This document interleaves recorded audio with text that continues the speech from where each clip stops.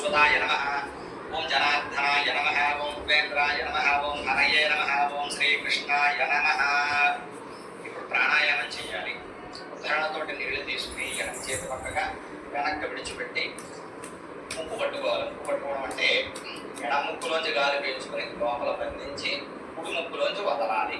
ఇది ప్రాణాయామం. నేను ఏ విధంగా అయితే చేస్తున్నానో ఆ విధంగా చేయండి.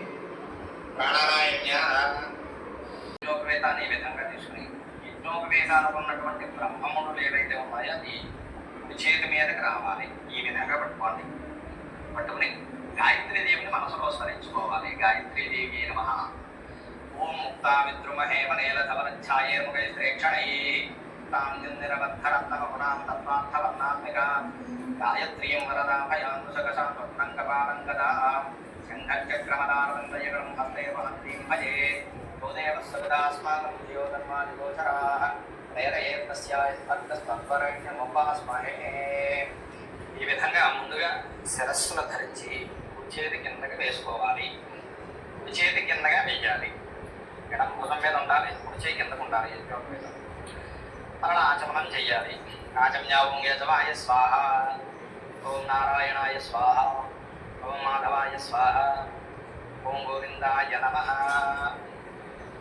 ఈసారి మీ పాత యజ్ఞోపవేతం ఉంటుంది కదా, ఆ పాత యజ్ఞోపవేతాన్ని కొత్త యజ్ఞోపవేతాన్ని విధంగా పట్టుకుని చేతిలోకి తీసుకుని గాయత్రీ మంత్రాన్ని చెప్పుకోవాలి. స్మరదూషితం విస్తృజామి యశో బ్రహ్మవర్చో దీర్ఘాయురస్తు మే అని చెప్పుకొని పాత యజ్ఞోపవేతాన్ని శిరస్సు మీదుగా తీయాలి.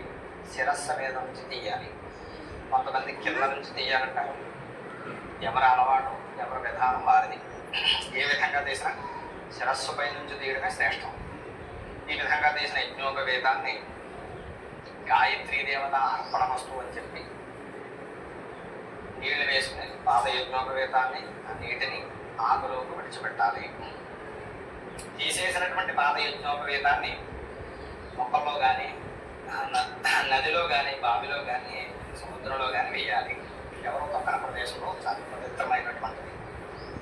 మీ ఇంట్లో జరిగేటటువంటి శంకుస్థాపన ఒక ప్రదేశం వివాహాది కార్యాలకి మమ్మల్ని సంప్రదించండి. శాస్త్రోక్తంగా శాస్త్రబద్ధంగా నిర్వహించబడను.